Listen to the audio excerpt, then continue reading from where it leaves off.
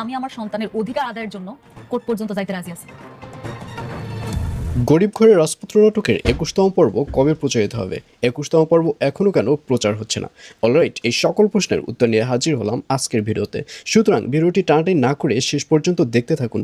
আর হ্যাঁ, এই ভিডিও শেষে জানিয়ে দেব ২১তম পর্ব কবে কোন চ্যানেলে প্রচারিত হবে।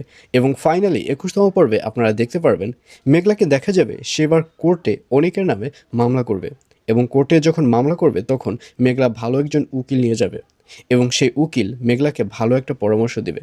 উকিল বলবে, আপনি যেহেতু বলছেন যে আপনার পেটে অনিকের সন্তান, কিন্তু যখন টেস্ট করা হয় তখন যেহেতু অন্য একটা পয়েন্ট আসে, সেহেতু আপনি অন্য কোনো মেডিকেলে গিয়ে ভালো করে টেস্ট করান। আর এই কথায় রাজি হয়ে যাবে মেঘলা, এবং মেঘলা সিদ্ধান্ত নেবে সে অন্য একটা মেডিকেলে গিয়ে নতুনভাবে আবারও টেস্ট করবে। আর অন্যদিকে রাতুলকে দেখা যাবে সে মেঘলা এবং অনিকের পিছু ছাড়বেই না।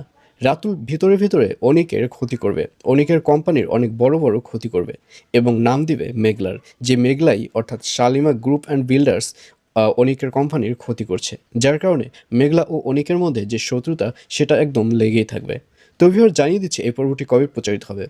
গরিব ঘরের রাজপুত্র নাটকের ২১তম পর্ব প্রচারিত হবে আগামী ২ তারিখ, অর্থাৎ ২ মে শনিবার দুপুর ১২টার সময়, শুধুমাত্র কারু হিম ইউটিউব চ্যানেলে।